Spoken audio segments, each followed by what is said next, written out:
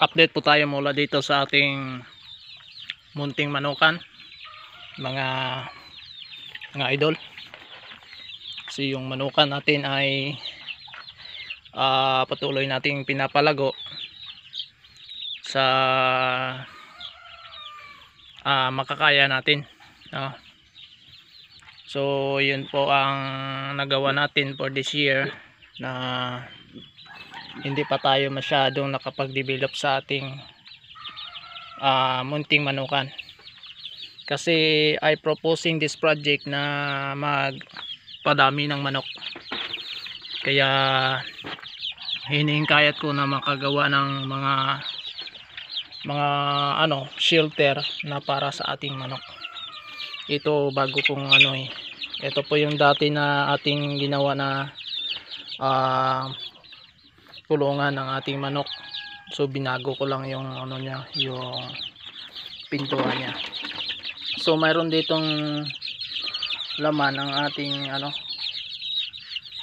ating kulungan. So medyo madami-dami din ang laman ito. Ayan. Ito na kasi yung mga idol, nilipat ko mula doon sa kulungan ng mga bagong pisa na mga sisiw. Kasi medyo malaki na sila at hindi po pwede na hanggang ganyan po ang mga nila, ilalagay pa rin natin sa yung masyadong sarado na kulungan. Kasi ang kulungan doon ay deserve lang sa mga bagong pisa.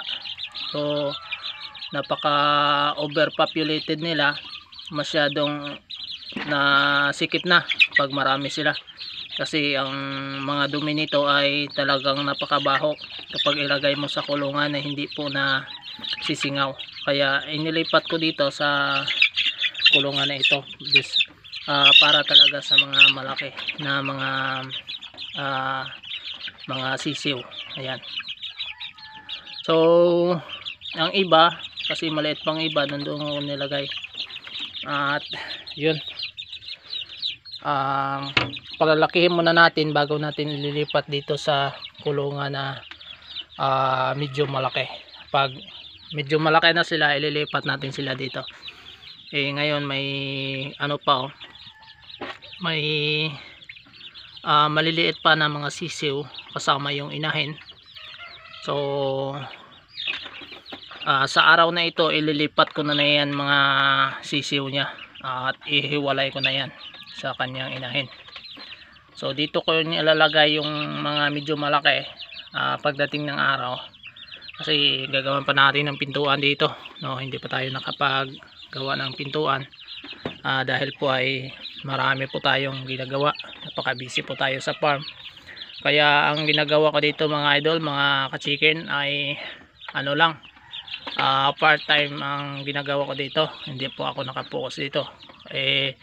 Sana kung may whole day lang sana tayo makagawa, marami tayong magagawa dito. Kaya lang lahat ito part-time lang, kasi araw-araw nandun tayo sa farm, So ito ay part-time business ko lang, sinimulan ko.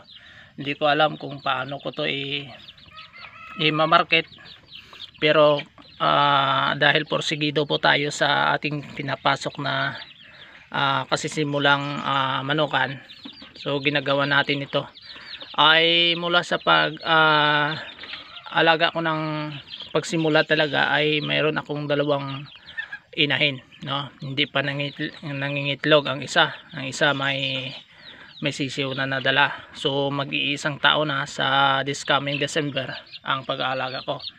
I think marami na din ang mga manok dito, kaya lang pinakawalan natin, hindi natin makikita, kanina lang kasi nagbigay ako ng pagkain, so hindi nyo makikita sa video na ito. So dito natin nililipat yung mga ito yan. Pag sa sunod na linggo, pag matapos na to magawa natin ng pintuan, kasi hindi pa ako nakapagawa, siguro mamayang hapon. So sunod na na linggo, lilipat na natin yan ng ito lilipat natin dyan Tapos ngayon ngayon na araw ay yan po ay ihiwalay na natin.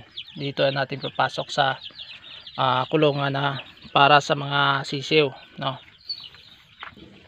Ang kulungan natin to ay dito po yung nagsimula ang iba. Yan siya, oh. Ayun sila, oh. Dati po ay nilagyan ko ng na mga 30 peraso.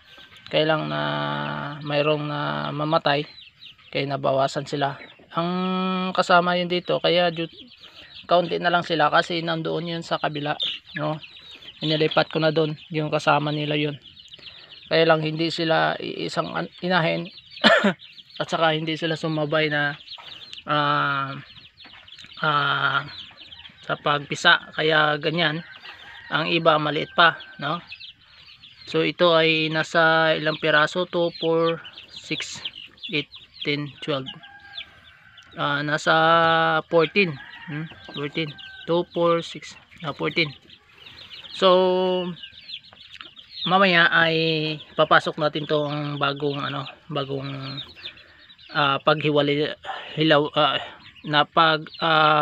hiwalay natin doon sa kanyang inahin. Ipapasok natin, dagdag natin dito sa ating kulungan na para sa sisiw. So yan lang ang ilaw nila, no. Hindi masyadong malakas kasi ang gamit po natin ay battery, kasi hindi pa tayo nakapagkabit ng kuryente dito. Pero malapit naman ang kaya ang inisip ko, wala kasi tayong panggastos pa para sa puhunan ng kuryente.